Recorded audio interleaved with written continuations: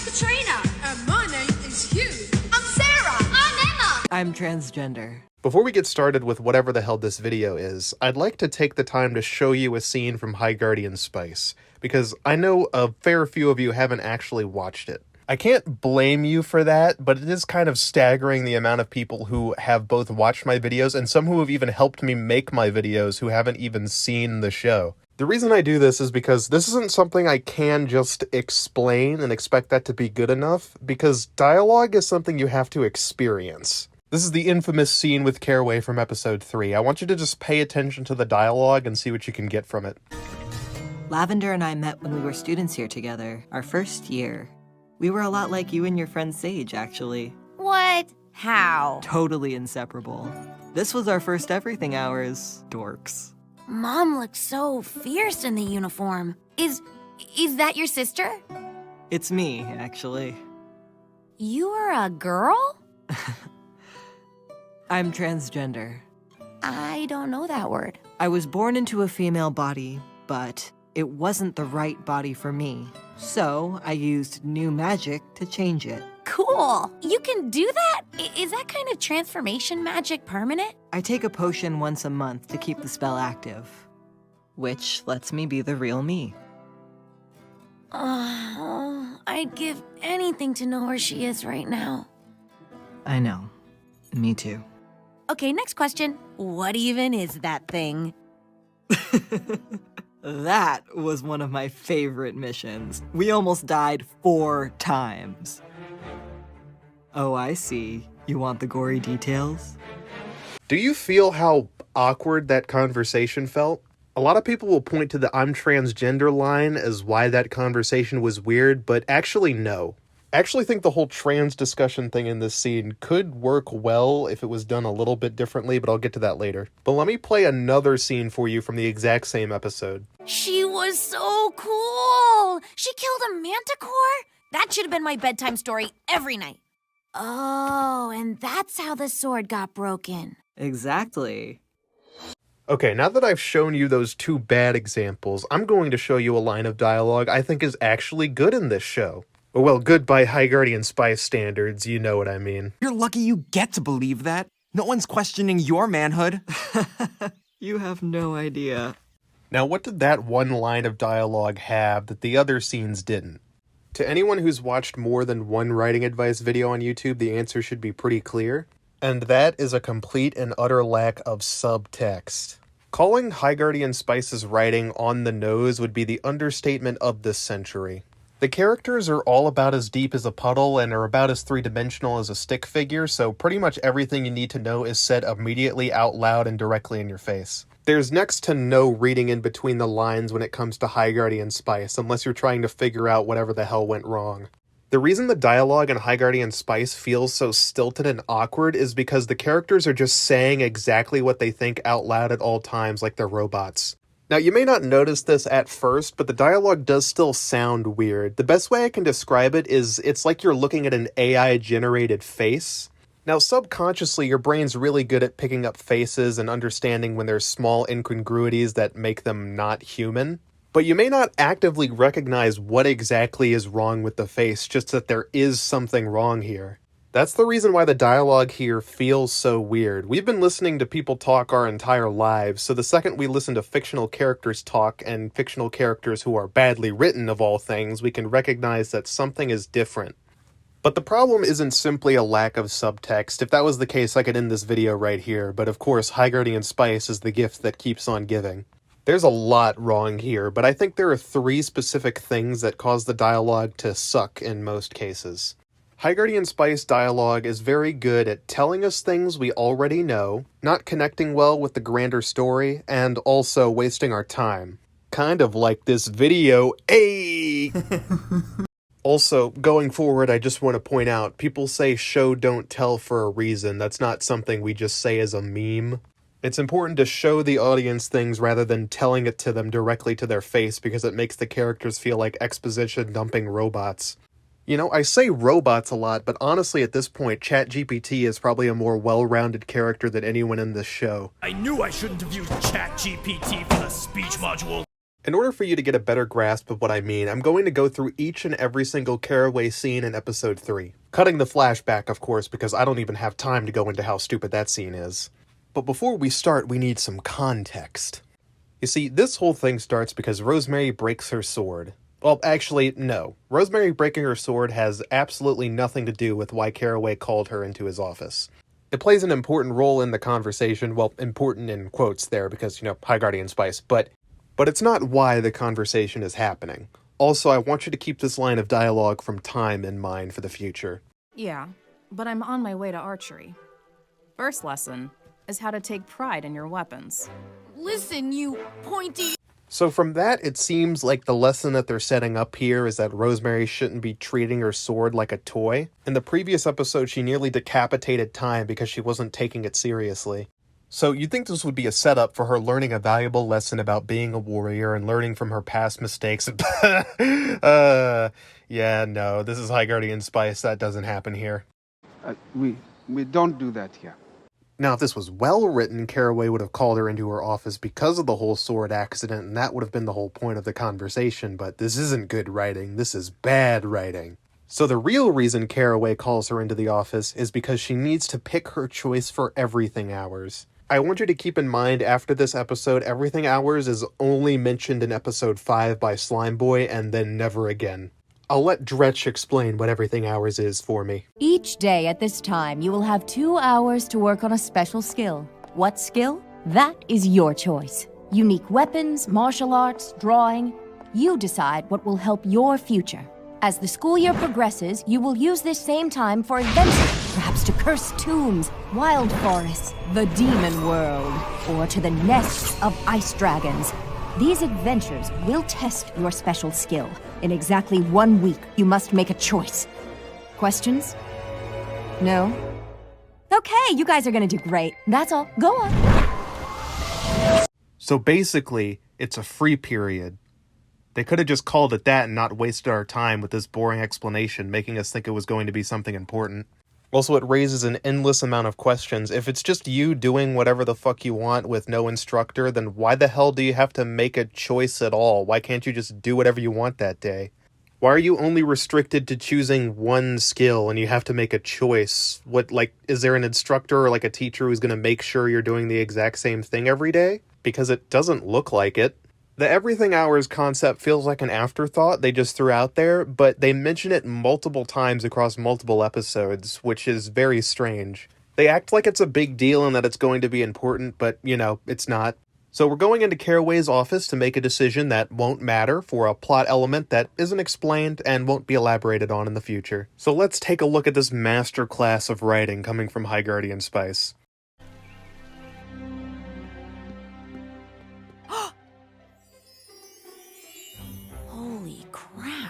So we open the scene here with Rosemary just randomly cussing. The random cussing throughout the series has drawn a lot of ire because it feels very awkward and out of place. The characters usually talk with kid show level dialogue, so when they suddenly start cussing, it comes out of nowhere. And the poor delivery doesn't help. This is also combined with the fact that cussing isn't really a common occurrence in this show, and it happens at random moments, usually with large gaps in between each cuss word. Now, this can be done well if you have cutesy characters saying cuss words. That can be funny sometimes, but it's usually executed way better, and it's executed very poorly here, which is why it feels so awkward when it does happen. Rosemary, hi. Man, you've got so much cool stuff in here. Rosemary thinks the stuff in here is cool, so she says the stuff in here is cool. Yeah, we figure that out from the fact that she's taking the time to look at everything in this room. You don't have to say it out loud. Let us figure that out based on the context clues. This is repetitive info. We can easily figure out that she thinks the stuff in this room is cool based on her actions. You don't need to tell us. Oh, is that a lizard? You are just like her. Who? The lizard? My friend. One of my closest friends. Your mom. Okay, this part is very stupid, so I'll have to get into this for a bit. So let me get this straight. Caraway and Lavender were such close friends. They worked together on so many missions. In fact, they were so close that not only did they hang around each other for years, but Caraway literally has photos of them pasted around his office. Multiple photos, actually. And despite how close these two supposedly were, Lavender at no point mentioned Caraway at all to her daughter or her family. So Rosemary literally has no idea who Caraway is, despite the fact that Caraway was her mother's partner for years. Now, according to the creator, Rosemary is 14 years old, and Lavender went missing about 4 years ago. Off on guardian business. She has been for 4 years. So she would have been around 10 years old at the time Lavender went missing, and before anyone gives me the excuse that she was just too young to remember Caraway or anything Lavender told her, she literally had a flashback this episode to a time when Lavender was still around. And she remembered that pretty easily, so unless Caraway just showed up when she was a toddler and then never again, and then Lavender just didn't mention him for years, despite the fact that she was an active guardian up until the point she went missing and likely went on more missions with him, then it just doesn't make any sense. Another excuse you could come up with is the fact that Lingarth is very far away, so Caraway just didn't have time to travel to meet them. That is, if you ignore the fact they're friends with a demon who can make portals across the land and into other dimensions. So if they wanted to see each other, they could have done it very easily at any time. Now, the subtext of this scene is telling us that Caraway's relationship with Lavender was incredibly one-sided. She didn't care enough about Caraway to, mention him in any way to her family or anybody. And while Caraway cared enough about Lavender to have a bunch of photos of her scattered throughout his office, Lavender didn't care about Caraway enough to have anything. But believe it or not, this whole part of the conversation gets even worse with more context, which I'll get to in a bit because it'll become relevant later. I'll just mark this one down as inconsistency and move on for now.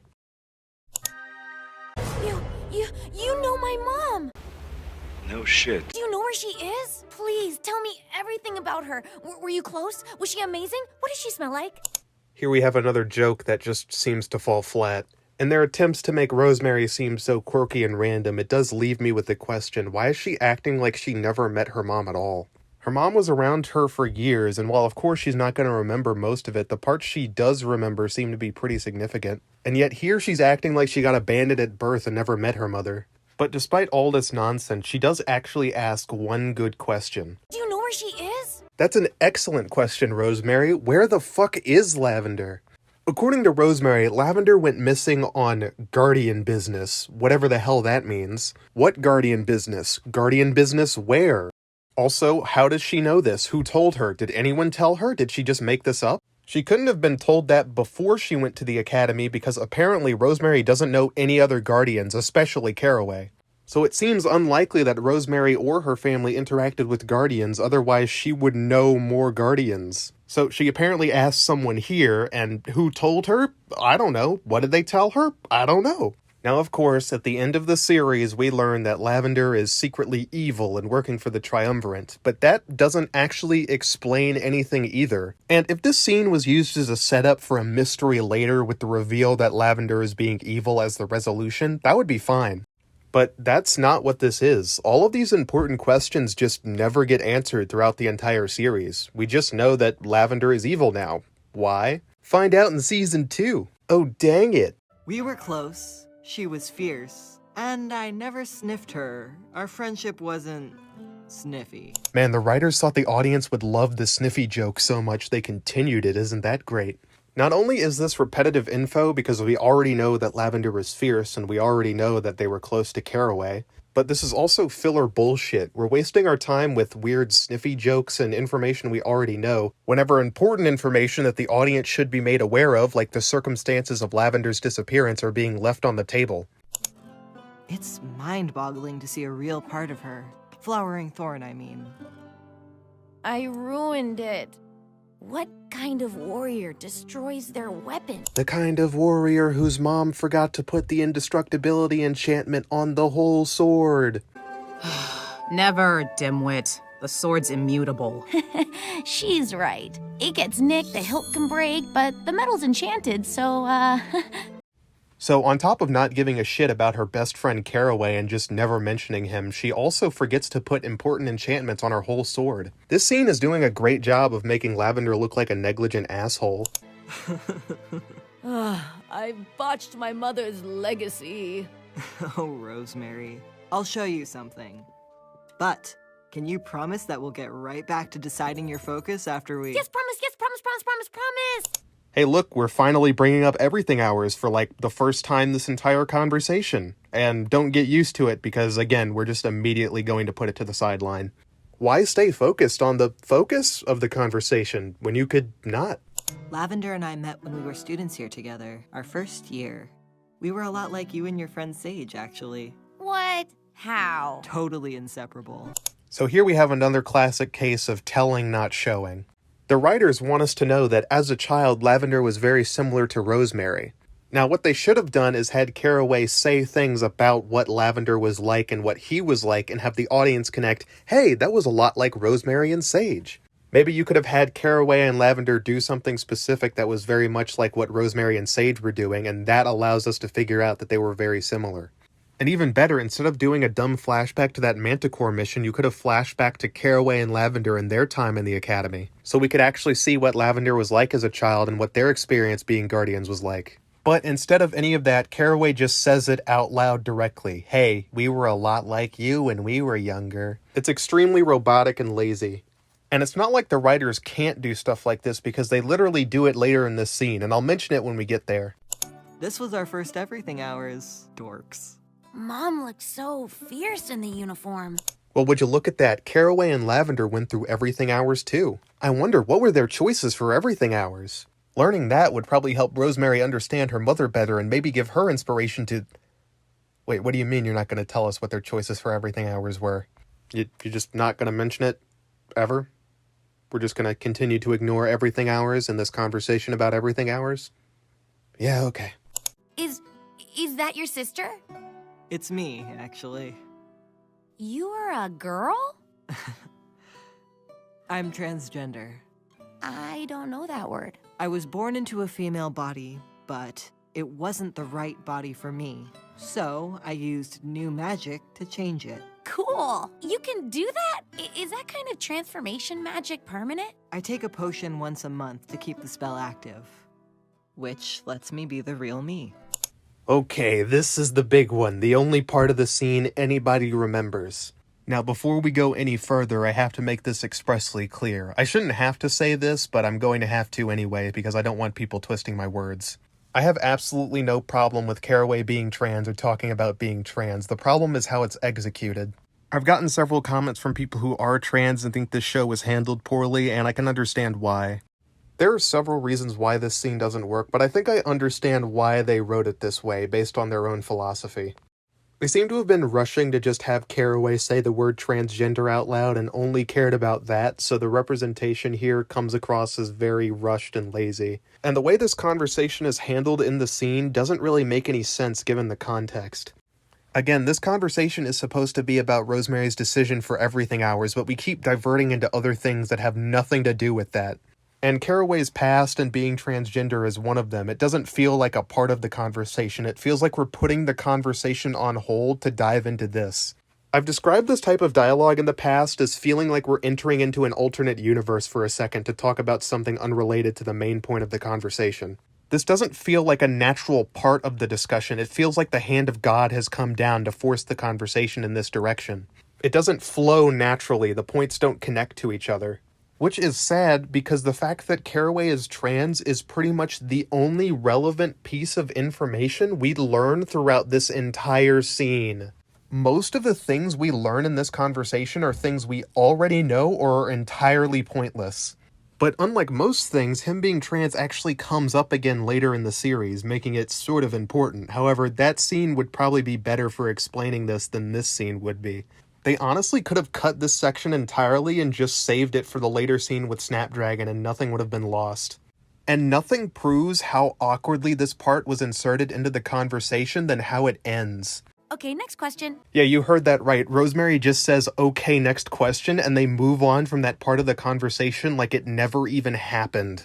Listen, if you just want to communicate that Caraway is trans and have him say transgender out loud, that's fine, but maybe instead give him his own scene where he can explain that. Now, people have a lot of problems with the Snapdragon scene, and I won't get into why, because it's very political and outside the scope of this video. But I did mention that there's one line of dialogue from it that I really like, this one right here. You're lucky you get to believe that. No one's questioning your manhood. You have no idea. And again, the reason for that is because this statement implies things without saying it directly out loud. His tone of voice and the way he says that line implies things and allows the audience to figure it out on their own. As much as these creators focused on diversity and wanted to have a diverse cast and have trans characters, the representation feels a little half-assed.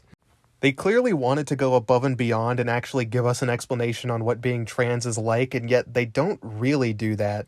Sure, they say Caraway is having people question his masculinity, but who? Literally, who's doing that? Is it the other teachers? Is it the students? Who the hell is he talking about? We don't really get to see anything about his day-to-day life, what being trans is like for him, or how people react to it. We're getting told that people are questioning him, but we don't actually see that. All we see is people being nice and respectful to him. If we actually got shown his struggles or what he's going through, it would allow us to relate to him more, but they don't do that. A lot of the diverse characters seem to get sidelined for the most part, and that's another part of why this conversation feels so weird. It's because it only tells us surface-level details. The way that being trans is described here feels like it's from a kid's show trying to describe it to an audience of children who have no idea what being trans is or what it means. But again, this show is meant for mature audiences. So the people who wouldn't know about this stuff are not the ones getting this explanation because they're not going out of their way to watch High Guardian Spice. Again, this show doesn't know who it's supposed to be for. Is it just for trans people? Because I'm pretty sure they already know the surface level explanation of what being transgender means. If it's for children who don't know what that is, then why is it marketed for mature audiences? Children aren't going to be watching this. This dialogue feels completely mismatched to the show that it's being said in. Now some may say Rosemary is a child, which is why he's talking in this childish manner and explaining this basic level concept to her. And while that might work on the surface, if you dig deeper, no. Remember how I said earlier that Rosemary not knowing who Caraway is even dumber if you think about the context of the series? Well, it's finally time for me to explain why. I have a question for you. Do you know who Lavender is? Well, I'll let Snapdragon explain that for me. Hey. Huh? Is that a replica of Flowering Thorn? Yes, I mean, well, it's not a replica. It's the real thing. Whoa. You knew Lavender?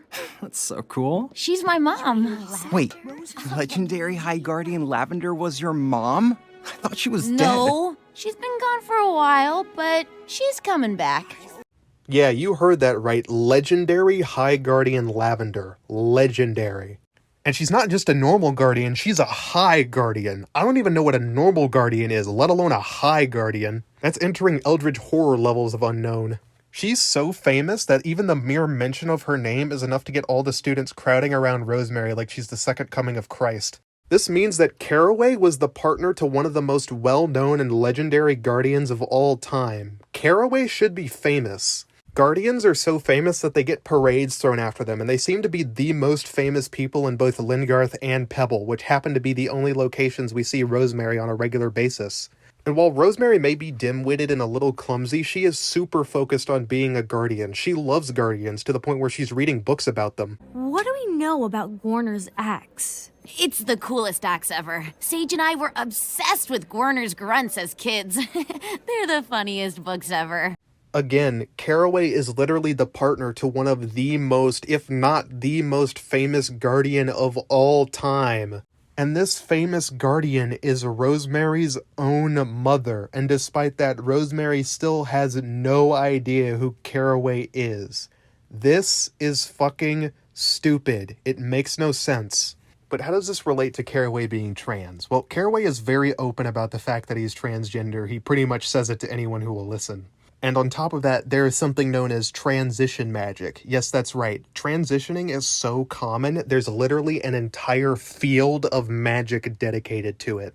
So one of the most famous characters that we're aware of, someone who worked with a legendary warrior, is openly trans, and there's an entire field of magic dedicated to trans people. And yet, despite that, no one knows what being transgender means? In the context of this world and what we see, this should be well known already. Especially from Rosemary, someone who's super into Guardians and is in places where Guardians are well known and famous. She should have heard about the concept of being transgender, if not from Lavender, then from somebody else.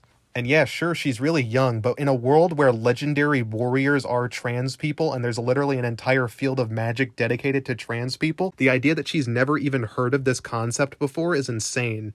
This scene is communicating information the characters should already know and the audience pretty much already knows. It's filler bullshit, plain and simple. It's not focusing on the main point of the conversation, and it's wasting our time with pointless information we already know. Now, I already know there's going to be some people who call me transphobic just for making fun of this show as much as I do, but for the trans people who actually bother to watch and listen to my videos, I just want to make it known that you deserve better than this. The fact that you have to turn to High Guardian Spice of all things for representation is downright criminal. You deserve actually well-written shows with good representation and shouldn't have to settle for this trash. Oh yeah, I just want to remind you, this was about Everything Hours. You know, in case you forgot. She was so cool! She killed a manticore? That should have been my bedtime story every night. My mom was really cool and she killed a manticore, something we literally saw in the previous scene. But I gotta tell you again so you know how my mom is so awesome and special and cool. Oh, and that's how the sword got broken. Exactly. He is so fucking baked right now. It's time to choose your discipline. Oh my fucking god. Everything Hours. The thing this conversation was supposed to be about. Finally! We would have gotten here way faster if you focused on things that were relevant to this discussion, but, you know, better late than never, I guess. You can't really deny your legacy. But I already have battle classes. Sure, those cover broad stroke stuff. What did my mom do for the Everything Hours? First semester, her main focus was leaving school grounds without permission, usually to get a panini. Really? Yeah. So this is the part that I mentioned earlier that actually relates Lavender to Rosemary. For instance, they both have a love for sandwiches and getting sandwiches instead of doing things they're supposed to be doing. What makes this work is the fact that they don't explain this out loud, they just leave this up to the audience to figure out. Rosemary earlier in the episode has a sandwich, and then later on we find out her mother was doing similar things, but they don't say it out loud. If this was written like the rest of the scene, Rosemary would have gotten up out of her chair and went like, "Oh yeah, like the sandwich I got earlier in this episode, me and my mom are so similar." See, writers, you can communicate things to the audience without saying it out loud. Whoa. But this also goes to my theory that Everything Hours is just kind of pointless. Lavender just up and left school during her Everything Hours and nobody stopped her, and she could apparently just do whatever she wants during that time. So again, why does Rosemary have to make one decision? She could literally do anything every day. It's not like an extracurricular activity like a sport or some kind of club meeting or whatever where you have an instructor and you have to show up every day. It's literally just a free period, that's it.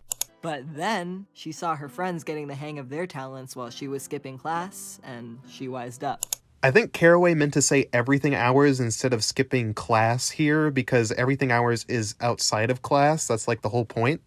Unless Lavender was also skipping class, in which case I can't really blame her since most of the classes have nothing to do with adventuring or becoming a better warrior. If you actually want to hone your craft as a warrior, skipping most of the High Guardian classes isn't actually a bad idea since they teach you all of jack shit. I guess I've thought of her as always being, like, a perfect warrior. Just born that way. Where do I even start? Here's where you should start, Rosemary. Take that sword and throw it in the trash where it belongs and pick up a Terrasphere instead. First, quit worrying about getting that sword nicked up.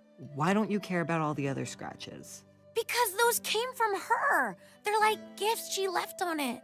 Exactly. A worn weapon lets you know that it served its true purpose.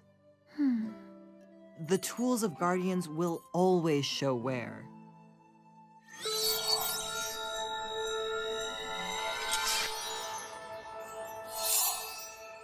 It'll never be perfect, but it will always have a story to tell. So the actual lesson they seem to want Rosemary to learn here is that she's not perfect and neither was her mother. Rosemary's chasing an idealized version of her mother and trying to be some perfect warrior, which is impossible. And while that is good advice, nobody is going to be perfect, and if you keep trying to push yourself to be something that's, not real, then you're going to end up being disappointed. But while this is a good lesson, it's not the lesson she should be learning right now. Again, the real lesson that she should be learning is that she should stop treating her sword like a toy. This show is acting like her and Lavender breaking the sword is the exact same thing, but it's really not.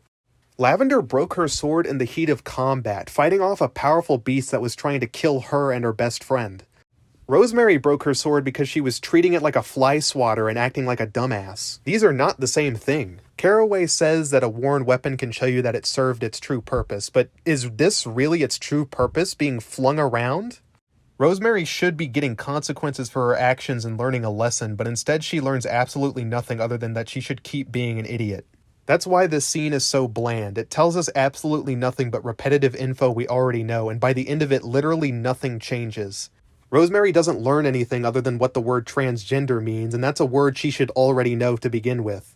And on top of all this, to add insult to injury and rub salt in the wound, Rosemary makes her choice for everything hours off screen. You get your sword fixed? Yep, I figured out my focus. What is it? Swordsing. Gonna swords it up. Not forging, though. Fighting. That's right. In the conversation and the scenes that were entirely supposed to be dedicated to everything hours, we don't learn what her everything hours choice was. She came to the decision off screen and has to mention it later. You have to be fucking joking. Also, swordsing? What the hell does that mean? Do they not teach you how to use a sword in your warrior classes? Also, on top of that, earlier in this very episode, we see her practicing with her sword. So she's literally doing the same thing that she was doing already. Nothing changed by the end of this scene. Rosemary learned no lesson, learned nothing new, and isn't really doing anything different. It was filler bullshit, a waste of time. And most dialogue scenes in High Guardian Spice are exactly like this. They tell us things we already know, they explain them very poorly, they're inconsistent with the world building, and they waste our time. But it didn't have to be this way. I've done a lot of rewrites of High Guardian Spice in the past, so I think it's high time I've done a rewrite of some of the dialogue. It'll be a hard operation, but I think with enough finagling I can make this scene work. Gentlemen, we can rebuild him. We have the technology. However, if I'm going to completely rewrite this scene, I was thinking of making some changes to the show as a whole. As much as I would love to keep everything the same for this dialogue, it becomes very difficult to do when the rest of the show is so fundamentally broken. It doesn't matter how good the wheels are, if the car's on fire, they're still not going to look great. But I also don't want to fall into the trap of changing so much that the show becomes completely different. At that point, you might as well just make an entirely new show. But because this video is so long already, I'm going to be uploading the rewrite separately at around the same time, so you can find it on the channel. I'll also make sure to link it in the description so you can find it later. So see you all in part 2, I guess? Anyway, I'm leaving, bye. Oh, is that a lizard? You are just like her. Who? The lizard? No. That would be your mother.